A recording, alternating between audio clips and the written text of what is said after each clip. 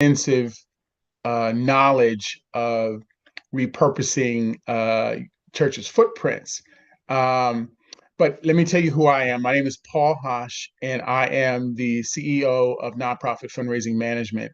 And that's where we use modern fundraising to help Black ministries and nonprofits thrive. And basically, what that means is we help Black churches and nonprofits raise more money, and that's what we do. But I want to introduce Joe Williams because I think you guys are going to be very excited to hear about what he does, how he does it, and who he does it with. He's a pretty amazing guy. But let me run through his bio first, and then I'll let him speak and introduce himself. Uh, Joe is a senior director in the Mid-Atlantic market for Enterprise Community Partners. He manages the Enterprise Faith-Based Initiative um, for Enterprise, and he manages Enterprise's transit-oriented development work. He developed and expanded an approach for FBDI that places cohorts for houses of worship at denominational and judicial levels. He currently there are more than 50 houses of worship in the Mid-Atlantic pipeline. So Joe is quite busy. These houses of worship are estimated to bring in more than 3,000 units online in the next 3 years. These are houses and community that he's developing for these houses of worship. This platform coordinates municipalities, houses of worship in coordination with enterprise advisors. He's been doing this for more than 25 years in terms of the nonprofit, his experience. He has 37 years as an ordained minister with 27 as a senior pastor. He's also authored a book, Move the Needle and Healing for Rasika, and he'll have to tell us what that means. So, Joe, I'm going to give you a mic. Is there anything I left out that you want to highlight? And welcome, my brother. Paul, thank you for having me. And I am really humbled and appreciative of the opportunity. And no, I always like to say that bios kill people. And the reader. Right. You're like, hey, no, but honestly, I am grateful to having found purpose. And I think that's important in life. And when you find purpose and you begin to live out your purpose, what you do is not work, but it is moving toward the center, what you believe that God has, really ordained your life to be. But thank you for the opportunity to be here. And I think that's too another fire you and I sort of sit around together. You and I both have found our purpose. And that's quite rare. It's quite rare to find somebody that truly enjoys what they're doing, believes they're making a difference. So I think you and I sort of share that characteristic. Yeah, and I don't want to run down that path, but I believe that's one of the things that we're missing to pass on generationally. If we really want to know as a community why we are lacking and not understanding the impact that our lives should be, because we haven't instilled purpose from generation to generation. But that's a great point. That's such a great point. Very true. And as an uncle, that's one of the things I really try to push forward with my nieces and nephews. Let me ask you a few quick questions, and then we'll jump into the meat of the interview. Well, let me ask you this first. Can you share an inspiring story about repurposing a church property that significantly impacted its community? Yeah, so let me say this, and sometimes some of the inspiration isn't always positive as it relates to what could and could not happen. There are stories that I can share where, like my good friend Joe Daniels in the Brightwood community in Washington, D.C., built 99 units of affordable housing that repurposed their footprint, and the housing surrounds now the community space where it's also served as a sanctuary, office space, and et cetera. But then there are also other stories where there are pastors or there are clergy leaders who you try to get them to understand the value of what they have, and they don't. Mm-hmm. And then a developer comes in and takes the property for nothing. Mm-hmm. And then tries to repurpose it into something that it never was meant to be. So, I have those stories as well. But one of the things that I am grateful for, and I see my good friend Pastor Michael Gaines on the call, you have people and leaders like Pastor Gaines who, in their community in the Park Heights section of Baltimore City, they've made a decision that their ministry is going to have the impact not just around meeting needs, not just around being a church, a place of worship, but also opportunity for housing for people who need it, that need to be in a place where they can afford the housing. But also, they've also taken the opportunity, and Baltimore has this opportunity, this vacant to values program where Hmm. you can buy property and then rehab it. They've done that to help individuals to have an economic step up so that they can go in and then become first time home buyers. It's that kind of ideology and stories that exist all across the country, and where we really can look at what it is that you can do. We like to use the term, you use the word repurpose. We like to use the term that how do you take your underutilized property and turn it into a greater good? I mean, since COVID, let's get real. For all you Yeah. pastors on the call, you know, you, there are folk who would rather stay at Bedside Baptist and Pillow Pentecost than come to worship. They'd rather do it online. And so you're not bringing in your sanctuary the numbers that you were. And if you have all this space that is being underutilized, what can you do with that space? Exactly. That's such a great point. Because you just see it all over too. Just driving down the street, you see underutilized properties at churches, in Black churches. So you see that. I'm in LA, and I see it in LA as well. Let me ask you a couple quick questions, and then we'll jump to the meat of this. Um, Name one influential book on community building that you can recommend. Yeah, I have a colleague, Mark Elson. He wrote a book called We Aren't Broke. That's the title, We Aren't Broke, Uncovering Hidden Resources for Mission and Ministry. And a lot of houses of worship are cash poor, land rich. Mm, And how do you then take what you have and use it for the sake of ministry, for the sake of community impact and the like? So Elson's book, We Aren't Broke, is a good read in terms of setting an idea or manifesting a different ideology as to how you see your footprint.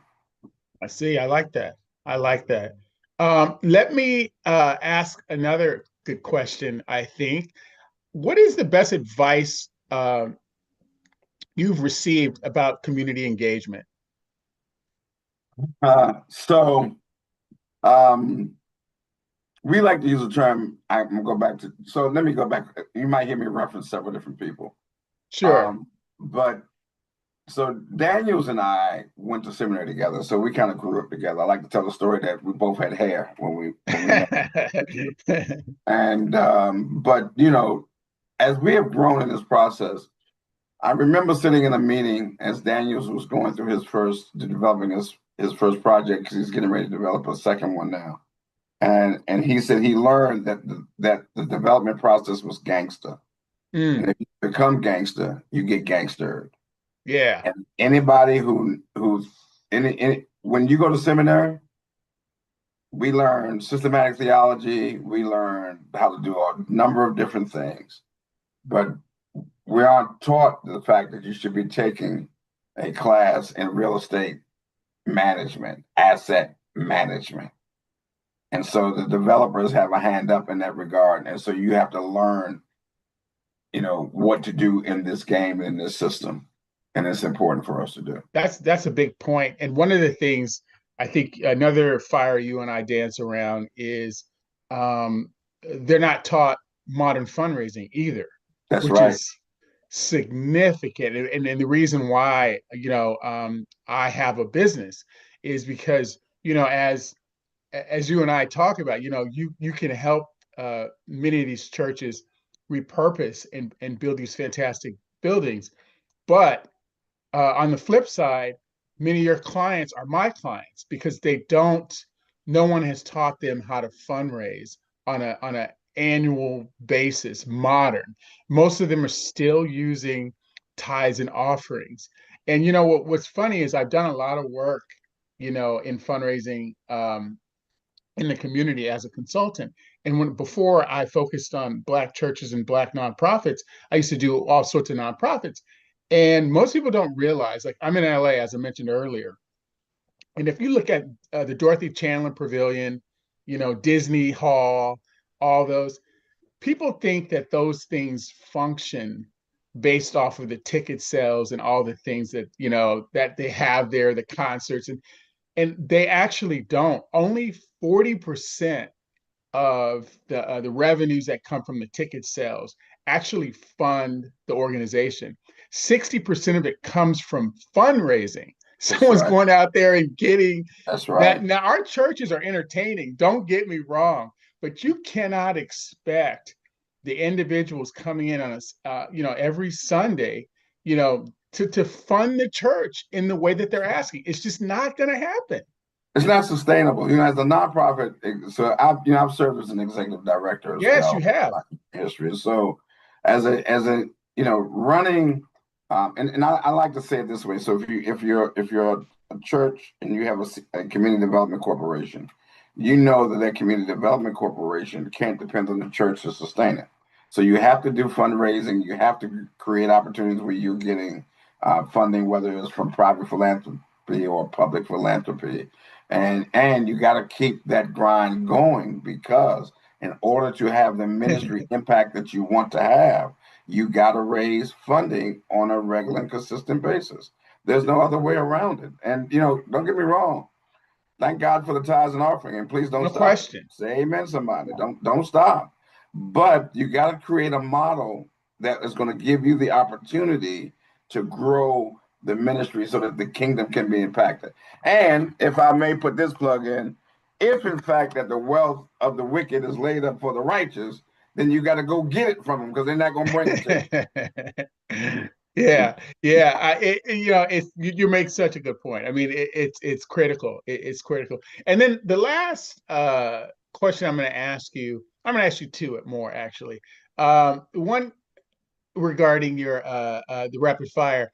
The Which historical figure would you most like to collaborate with if you had the opportunity? I would say Howard Thurman. Oh, wow. And I would say Howard Thurman because coming from humble beginnings and finding purpose, I always found Howard Thurman to be an explorer. I've always found him not just from a theological perspective, but from a life perspective. And to walk down a road that would give you the opportunity to open up a doorway that had not yet been opened.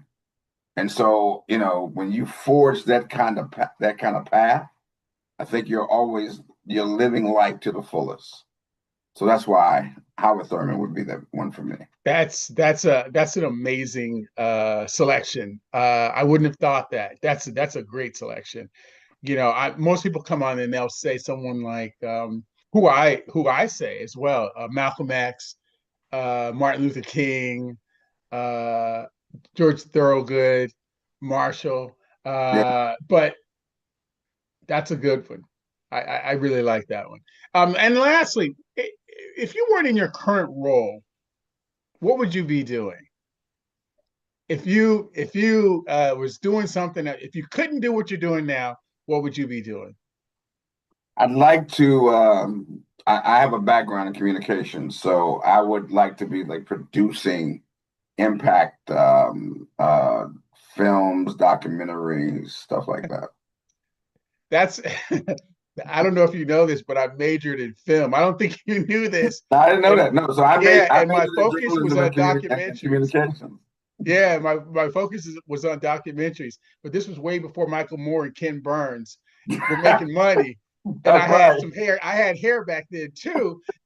So I switched over to business because I just didn't see, the funding out there. Well, anyway, let's jump into why everybody is here. And can you give us a brief history of enterprise community partners and why their mission is so important?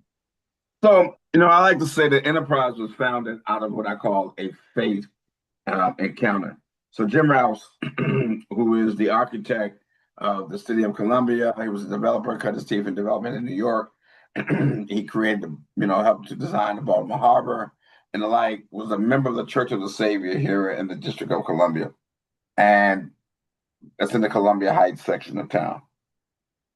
And about three women came to him after church one day and said, somebody's ready to buy our building and we want to stay in it and keep it affordable. Will you help us?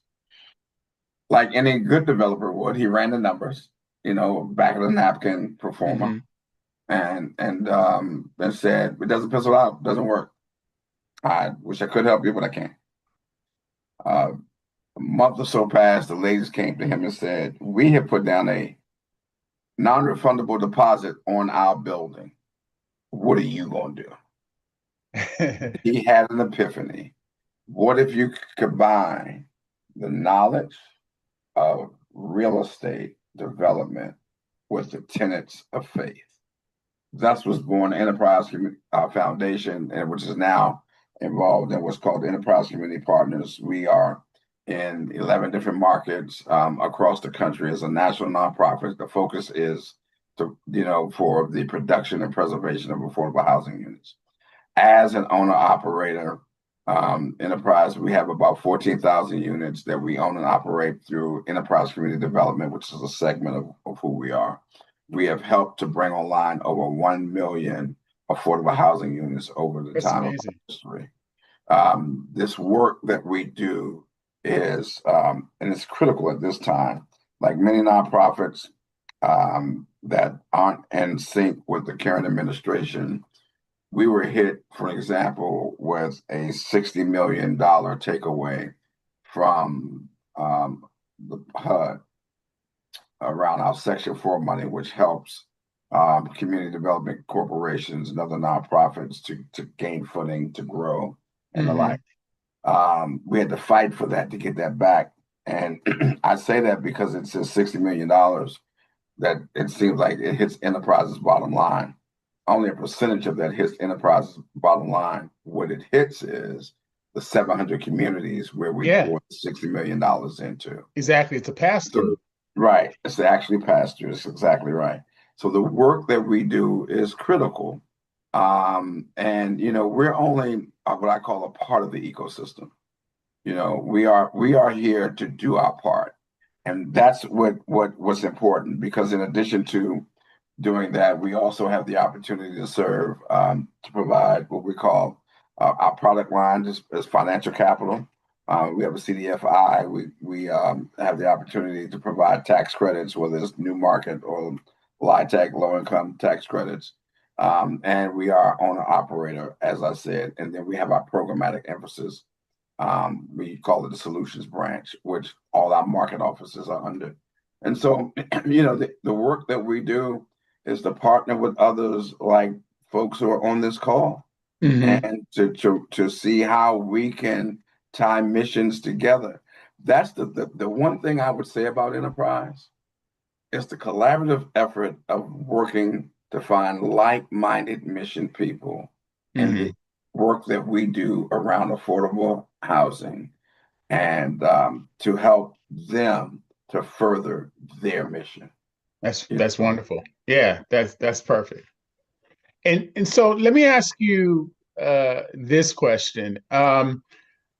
In How would you explain, in a very basic way, what is repurposing a church's footprint? What does that mean, and why is it important today? So a few years ago, Urban Institute did a study in the DMV region, and others are doing it across the country as well, to look at the number of properties that are owned by faith-based institutions, churches, other nonprofits and the like. And then particularly on the church or house of worship, and I use the term house of worship because it's important that it's not just Christian churches, but it's those who are, who are practicing Islam, who practice Judaism, that have footprints as well. And the repurposing is based on the underutilization of the property. So I alluded to this earlier. You have a sanctuary that seats 500 people and it's sitting on 3 acres of land.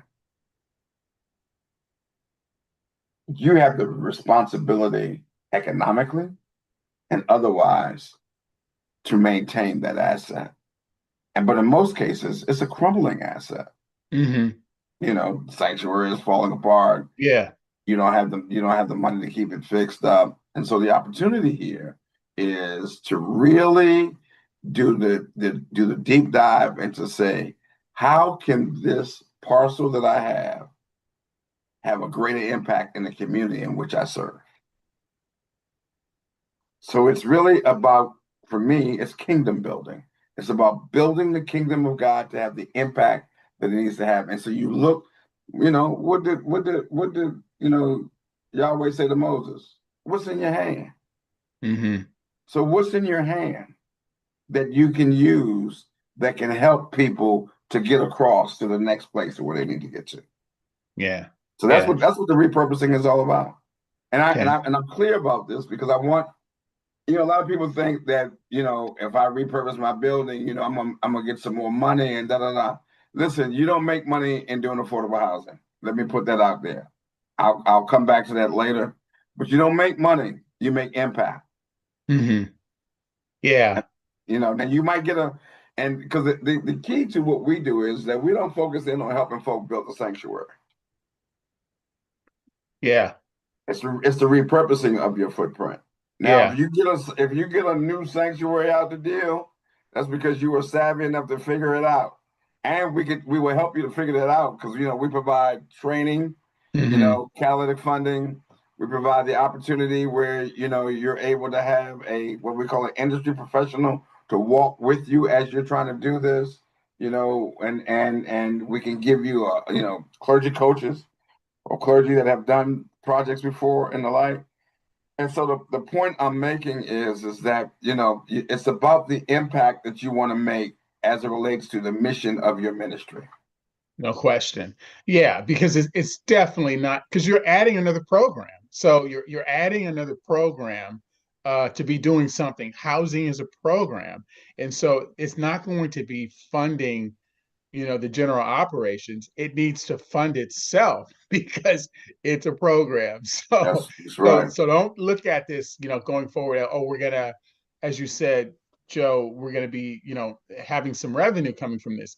Be looking at this as you're going to be serving a need in your community, and it's going to be built to do that. That's a huge point. That's a Yeah, great point. and again, and I want to be clear, so because there are opportunities for things to come out of it, like in a development fee.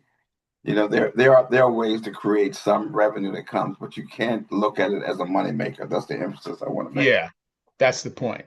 Mhm. Great point. So how do you conduct a needs assessment to decide the best use of underutilized church properties? Well, if those who have worked with us, we have what we call an organizational assessment document that we ask everyone to fill out. It's a 9-page document. I like to say that NA is not an answer and it's not applicable in this and use and completing this document. But you Paul, and I'll tie in the whole fundraising conversation.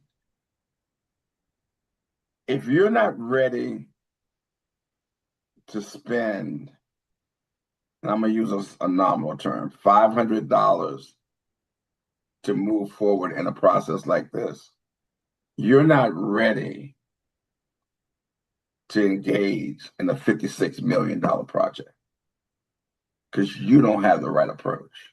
Yeah. You don't have the mindset. So what we do is we do this Great point. assessment. We do the assessment, and then those who are coming into our cohort opportunity, which again, our cohort brings together a number of houses of worship for a 3 to 4 year period to help to move them forward in the process. And what I will say to you is that when when when you go through our application process, there's certain things that are important. For example, we use a simple term called you have to have site control. You'd be surprised the number of houses of worship didn't realize that the church wasn't in their name when they went Mm, downtown. yeah, They had not done, because they hadn't had to do that. They, right. they, they didn't have to worry about that. All that they just knew, you'd be surprised the number of houses of worship never, never, ever applied for 501(c)(3), and they were just grandfathered in based on the fact that they were a church. So Yeah, there's certain side of this that has to take place. And then, I'm gonna have some leave behind questions that I will leave with people. But great. you have got to be at a position where you are ready to understand what the business aspect of community development is, because it is not for the faint at heart. I'm sure that's true. I'm sure that yeah, no question. Let me ask you this. What sort of input does the community have on the shaping of the repurposing of the project? Yeah, we say in our training element is that you have to be careful before you have to make sure that you have more answers to questions than you have more questions that need to be answered. Hmm. So, because the community is going to, come and ask, quote unquote, um, what you doing? Everybody on this call should know the term NIMBY. NIMBY is not in my backyard. We've been helping people to understand YIGBY. YIGBY is yes in God's backyard. Depending on the zoning, depending on how the property is zoned, is going to determine what can you do by right.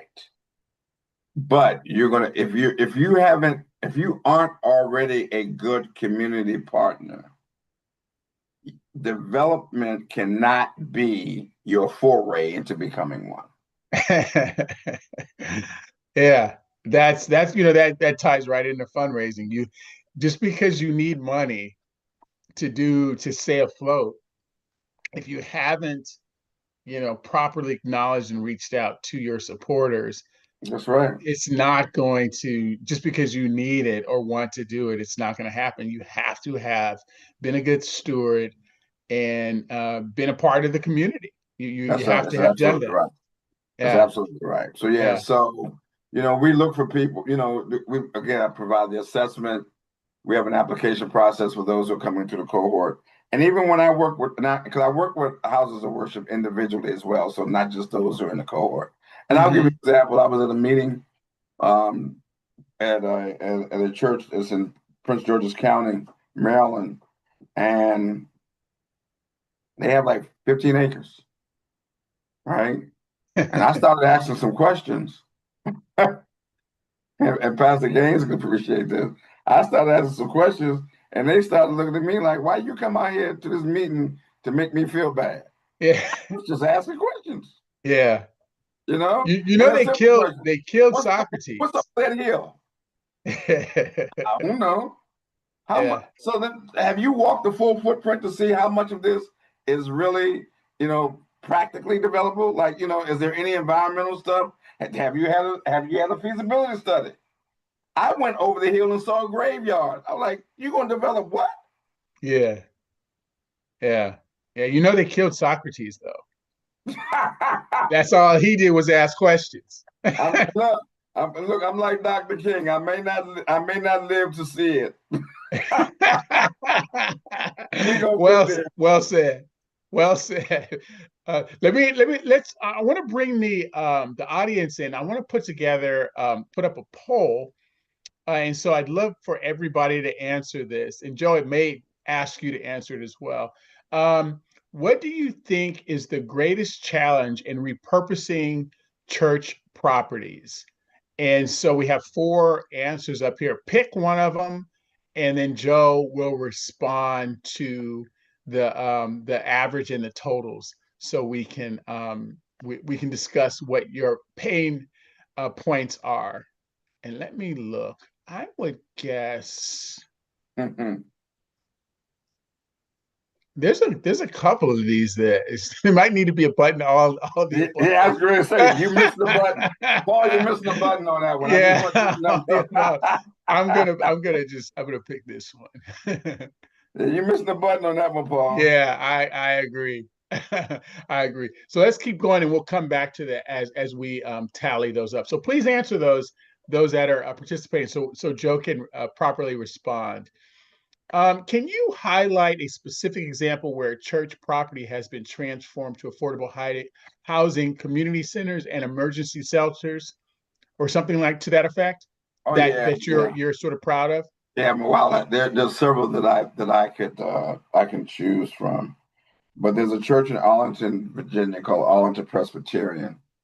Sat on a parcel in this historic area in Arlington, Virginia. Um, they made a decision to reduce their sanctuary Oh wow. to seat 100 people, and then took the first floor and made it the sanctuary and the office space, right, to do Hmm. ministry, and built 173 units on top of it. Oh wow. That is seeing an affordable housing, and it was, and for those who don't understand the term, it was 70% of the AMI down to 40. So that's a good range of affordability. Yeah. And so that is an amazing story because that congregation saw itself and its membership declining, but they realized that they could create a legacy opportunity if they repurpose their footprint. There's a synagogue out in Wheaton, Maryland, that did a study, did an assessment, and realized that this was a few years ago. They realized that in 15 years they're going to be closing. Wow. So they sold a portion of their land to a development partner with a covenant that it had to be senior housing. So they're building a 90-unit senior housing building Wow. on this thing. And when the congregation gets to the place where it's no longer operating, the legacy committee said that the place where the temple is that it has to be developed into a community center that benefits and impacts the Jewish community. That's fantastic. I love that. That's having vision. Yeah. And That's that's creating fantastic. legacy to outlive whenever you do a project, whenever you repurpose your footprint, it ought to be about the legacy outliving you. Yeah. No question. No question. Joe, what uh, if somebody wanted to on this call is hearing what you're saying and saying, I think we might want to consider this. What advice would you tell them to what would be their next step? So the first thing I would suggest is that you really, fill out this 9-page organizational assessment document. Look at where you are. Mm-hmm. See, um, evaluate where you really are and the work that is going to be necessary to get the congregation there. So pastoral leaders, clergy leaders on this call, you know how you go to a convention and you get all Yeah. these ideas and you want to bring them back and you want to make them work. You know that you got to first plant seeds in the lives of in the life of the congregation to get this thing to take root. So you have to really see where you are. So for example, Paul, you do fundraising. We know that you got to spend money to get money. Correct. if you are in what I call a deficit thinking mentality, Yeah. you're not ready to raise money. Yeah. You're in a deficit thinking mentality. You're not ready to put yourself in a position to do any development work. Because 9 times out of 10, you're going to have to depend upon a development partner um, to get you to make this work. Because you don't have the balance sheet is a term that we will use. You don't have the balance sheet to get a project across the finish line. Mm. And that balance sheet to do development means that you're able to secure a construction loan. You're able Hmm. to secure permanent financing. And the beat goes on. You got early pre-development costs that has to take place. So you have to do the assessment to see where you really are. There is a thing that the reason why the training component that we do is important because it helps you to become comfortably conversant in the community Hmm. development ecosystem, right? But here's the important thing about the training. It will let you know what you don't know. Yeah. And so when you heard me say it earlier today, Joe Daniels' statement.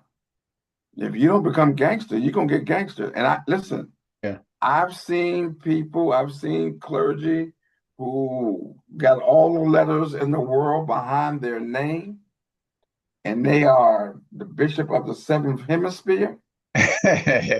But when a developer comes in who knows the game, Hmm.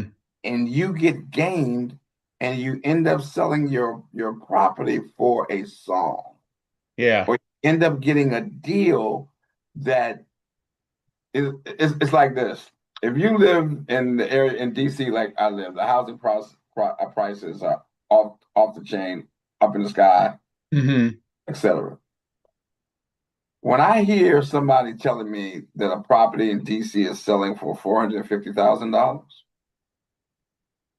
I know somebody got beat. Yeah. No question.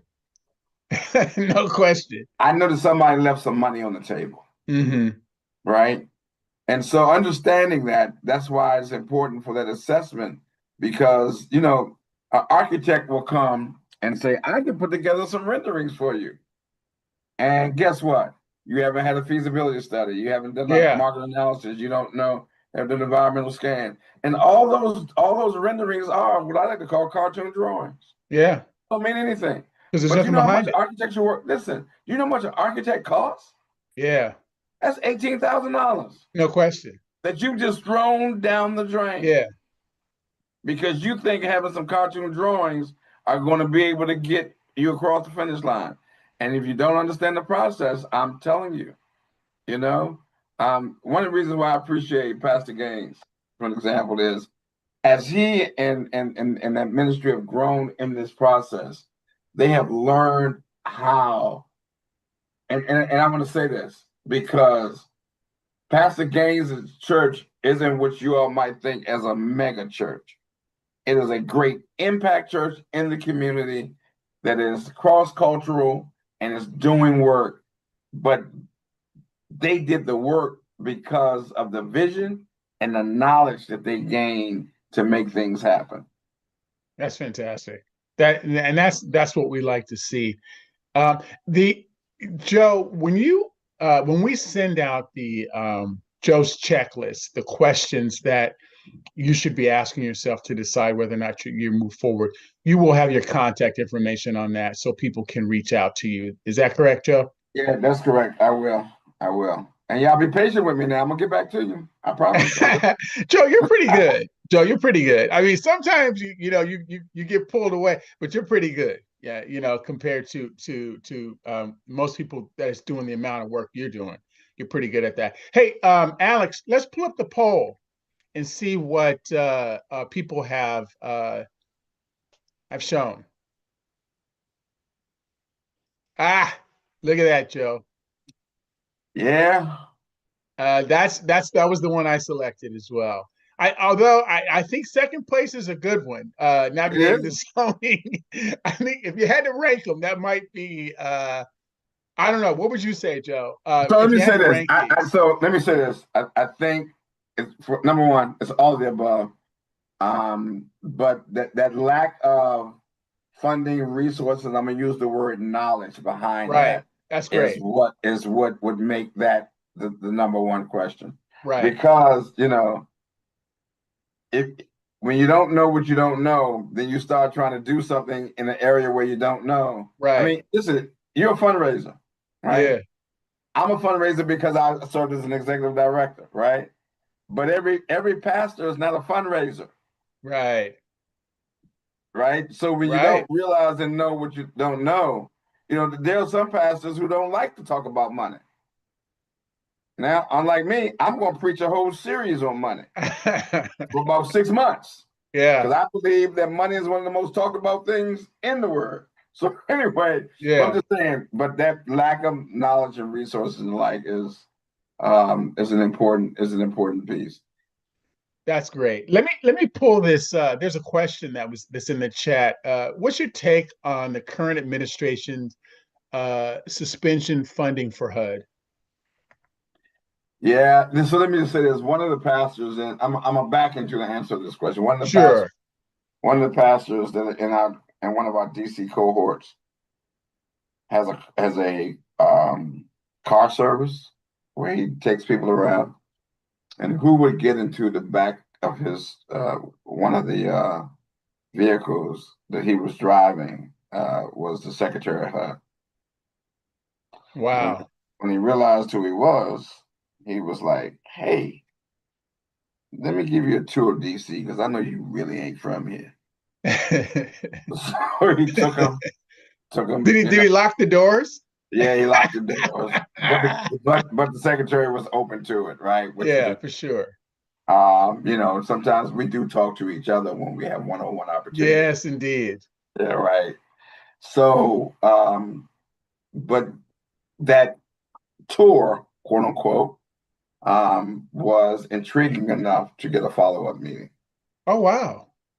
So now the current administration has a mandate against Black and brown people. I'm not going to say it. I can't. Because we see it, Mm-hmm. and so we understand what that is, Correct. right? So the HUD funding cuts are critical because it's not just what's going to happen on a community level; it's what's going to happen on an individual level. So, for example, how many of you know that HUD has a program that's called the 203K program, where you can actually buy a property that might be in probate or it might be on a tax sale, Mm-hmm. and you can buy that property and rehab it through the 203K program to get you financing to rehab that property, right? Mm-hmm. If the way the administration is going, programs like that are going to be cut as well. Wow. And Wow. that's listen, and that's for anybody across the board.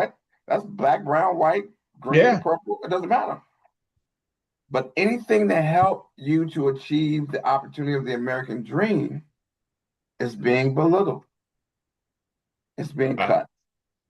And so when you think about that, um, it's going to take the voices of everybody around this and on this cast, everybody in your congregation, everybody in your community to start raising up voices against what the administration is doing. And the question becomes, we had voter apathy, I think, in the last election. I don't care what anybody says. And so we need to make sure that we don't have voter apathy so that we can turn the tide. Because guess what? The only way that you're going to stop this madness is that when there's a check and balance in place, when the Exactly. legislative branch is checking the executive branch. Exactly. 100%. I agree with that. Yeah. Let me ask you this, Joe. What strategies do you recommend to ensure that these repurposing projects are sustainable in the long run? So if Nehemiah is about the acquisition and the building of property, then Joshua 4 is about how to maintain the asset. So Nehemiah gets subsidy. Nehemiah gets the government's permission. Nehemiah gets people together and they repair the wall. In Joshua 4, when God takes you across the Jordan, there are certain things that you have to do to occupy the land rightly. So to maintain the asset, you got to understand that the completion of the development process is just the beginning and it's not the end. It's not the goal. The goal is to understand what the joint venture agreement is going to be between you and your development partner, what is going to be the necessary um, things that you want to be in place so that you can maintain the asset, and what are the long-term covenants that you want to put in place so that your property can be like there was somebody that purchased a church down literally about 5 blocks from the Capitol. They purchased a church and they wanted to turn it into an alternative gentleman's club. Oh, wow. Only thing that saved it was the fact that the zoning would not allow that to happen. Oh, Right. wow. But the Wow. church did, when it sold it, did not put any covenants in place regarding how it would be repurposed. Wow. So you have to understand then what are the when once you get into the property, what is it going to take to maintain it? There's a certain level, you got to have a certain level of reserves together for Hmm. operational reserves. You got to have a certain number of reserves together for capital replacements. You might have agreed in the initial that that you give a certain amount of the development fee, but because you have not got a full rent roll, then there's going to be language in the joint venture agreement that says Hmm. that development fee needs to be held in abeyance for the first 5 years because the rent rolls aren't at X, Y, and Z. So those are all the things you have to understand, so that you can stay in it. And then if it's a LIHTC deal, for example, you got a 15-year, what's called a 15-year um, turnkey moment, or when those tax credits come due, and then you got to resyndicate. Are you Right. in a position to have more of a percentage or ownership in the deal, or are you end up staying where you are? Are you going to deal with the same partner? Yeah. Are you Yeah. going to switch out? So there's a whole lot of things you have to make sure you're positioning and readying yourself for. And the other thing, Barbara asked or asked a good question. She said, "What does the fundraising look like? Besides selling chicken and fish dinners?" And which is a great question. And I'll chime in on that. And that is, you have to modernize your fundraising. You can't be simply passing the plate for tithes and offerings. You have to continue those two through things. Don't get me wrong, but you also, especially with the advent of the affordable housing or the add-on that Joe would be providing, you have to do some fundraising and modern fundraising, and that looks like setting up a fundraising plan to look at what is your goal. Like, so say you have $1 million that you need to raise. I'm just pulling this number out, 500,000 to $1 million. How are you going to address that? And you need to look at your current donor list. You have to have a plan to bring in new donors that don't necessarily attend your church, but they care about what it is you're doing in the community. You have to have a grant, plan. How are you going to be going after foundations to be supporting this? And then more importantly, as Joe pointed out earlier, this has to be a program with goals, objectives, measurements. All these things have to be in place for you to be able to go out to get the big dollars that you need to do. And Joe helps you do that, and I help you do that. I help show you how to do that on an annual basis, how to continue to do this on an ongoing basis to set up a system of fundraising that almost becomes automatic. It requires work, don't get me wrong, but it needs to be automatic. So for example, to Barbara's question, when is the last, let me just ask the individuals, this is a rhetorical question, so you don't need to answer, but when is the last time you've acknowledged an individual congregant that has been supporting your church individually? When is the last time you've said thank you to one of your congregants that has donated a significant amount? And if we did a poll on that, I guarantee you the percentage would be very low, because no one teaches the churches that you need to. Do you know you're supposed to thank your congregants minimum 7 times a year? And if you're not doing that, and then you turn around and ask them for a transformative gift, they're going to look at you like, what do you, the college I graduate, acknowledges me more than you do. Why Mhm. should I? That's why churches are not left in people's wills, because the church doesn't have sort of the knowledge to sort of thank the individuals, steward the individuals, and then set them up to support them in the future. So this is a process that, I'm trying, my team is trying to teach, especially Black churches, to do this, because if the Black church isn't around in the future, we as a community, we're in a lot of trouble. A lot of trouble. Joe, I don't want to take the mic for the whole. Speak on that if you would. Now, but I think you raise a critical point. And it's important for us, to understand and be sensitive to the leading of the Spirit and how we do this work. But giving out monthly giving statements to individuals and saying thank you is a simple way of being able to do that. And then of course, you give your yearly statement as well, right? Correct. Um, I will say in the Black church, you got to be careful on how you recognize folk, No question. because then it might become a runaway train. No And so question. again, you have to be led by the Spirit how you do that. But as the pastoral leader, there's nothing that stops you from, somebody that is giving and doing, and just simply just say, when you're in a conversation with that person and you hug them, so I just want to thank you for doing what you do. No question. Right. So there's ways for you to infuse that in.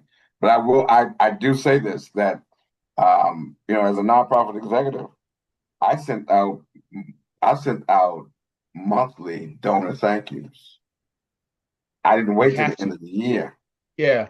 because I wanted to make sure that I had the consistent continued giving, right? Exactly. And So so when you call on them, they pick the that's right. phone up. Exactly. Because they hear from me on a regular basis. Exactly. Same thing I do, we wait until church anniversary when we ask people for, and I don't like to use this term assessment, so I would never encourage that, but to give a donation based on X, Y, and Z. Mm-hmm. Well, if you don't have a strategic giving plan that is happening on a regular basis, that annual ask is going to become a grumble mumble, as opposed to, I really want to give to this. No So question. Yeah. Yeah. Uh, I couldn't agree with you more. Joe, why don't you tell them a little bit about the questionnaire that you're going to sort of send them to help prepare them for yeah, this? and Paul, can I share screen with? Sure. Sure. Let me make sure that you have that ability. Alex, can you make sure Joe Yeah, can it should share be his good. screen? Joe can share. Go ahead. Thank you.